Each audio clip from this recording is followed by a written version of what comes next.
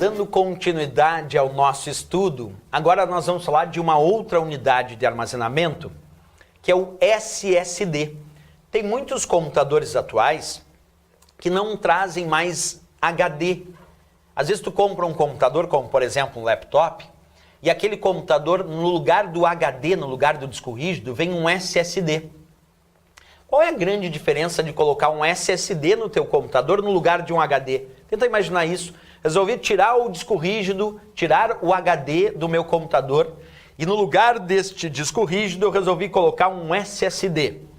Vantagens e desvantagens disso. Primeiro, como desvantagem do SSD em relação ao HD está o preço. O SSD é muito mais caro, tem um custo muito mais alto se comparado ao HD. Então o HD, no custo por byte, é mais barato. O HD lembra o disco rígido. Então o disco rígido, hard disk ou HD, é mais barato no custo por byte. O SSD é mais caro, tem um custo mais elevado no seu custo por byte. Então esse é o primeiro problema. Tem muita gente que não compra o SSD porque ele é mais caro se comparado ao HD. O HD sendo mais barato, eu consigo colocar mais capacidade de armazenamento. Tá bom, mas e em relação à velocidade de acesso aos dados? Aí ganha o SSD. Observa, embora o SSD seja mais caro, ele é mais rápido para acessar os dados. Computador com SSD é mais rápido do que computador com HD. Então, se um computador tem lá um disco rígido e um outro computador bem idêntico, só que em vez de disco rígido tem um SSD, esse computador que tem o SSD no lugar do disco rígido vai ser mais rápido. Outras dicas. O SSD é conhecido como unidade de estado sólido, porque ele dentro do SSD não tem discos girando em alta rotação. Lembra no disco rígido, no HD, as informações são armazenadas em discos magnéticos. No SSD, os dados são gravados em microchips, através de corrente elétrica, quer dizer, a corrente elétrica que consegue gravar, ler e apagar os dados aqui dentro do SSD. Se é a corrente elétrica quem grava, quem apaga, quem lê os dados no SSD, nós podemos dizer que ele é um dispositivo de armazenamento eletrônico ou dispositivo de armazenamento eletroeletrônico, enquanto o HD é um dispositivo de armazenamento magnético. Já o SSD é um dispositivo de armazenamento eletrônico ou eletroeletrônico.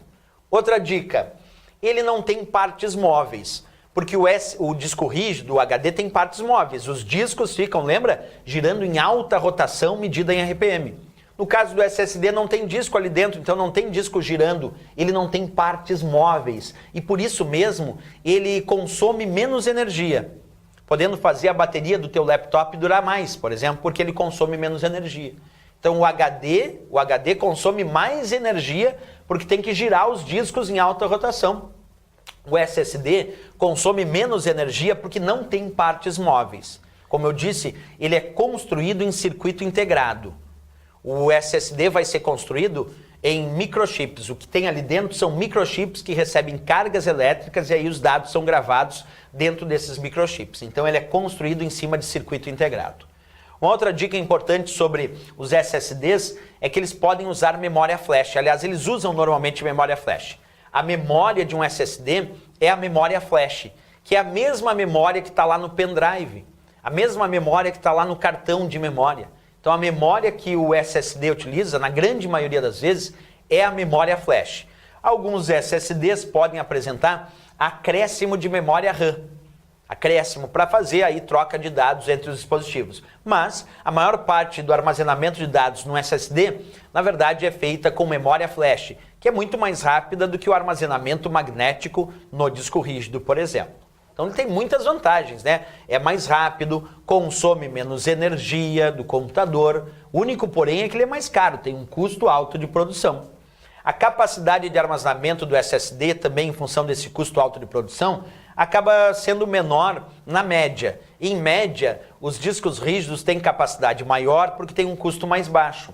E os SSD, na média, têm uma capacidade de armazenamento menor em função do custo mais alto, porque é muito caro comprar SSD na casa dos terabytes. Mas nós já temos SSD na casa dos terabytes também. Assim como acontece no disco rígido, aqui no SSD também tem a historinha. Tem SSD na casa dos gigabytes e tem SSD na casa dos terabytes. Claro que é bem mais difícil encontrar SSD na casa dos terabytes. A maior parte deles giram na casa dos gigabytes, dos bilhões de bytes. Aqui eu mostro alguns exemplos. 32 GB, 64, 128, 256 GB, 480 GB é a capacidade usual para esses SSD.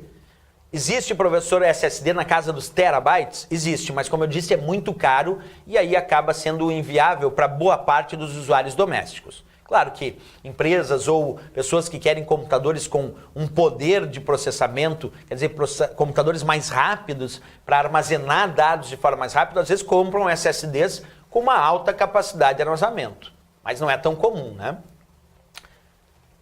Bem, essa ideia que a gente acabou de constituir, então, é uma ideia que nas provas de concurso vem sendo muito comparada. Comparar as características do disco rígido, do HD, com o SSD, que a gente acabou de fazer aqui. Mas isso não impede de, no mesmo computador, o usuário ter um HD, um disco rígido tradicional, e também um SSD. Tu pode ter no teu mesmo computador um disco rígido e também um SSD. Isso depende, claro, do computador, se ele tem disponibilidade para ter esses dois dispositivos de armazenamento de dados.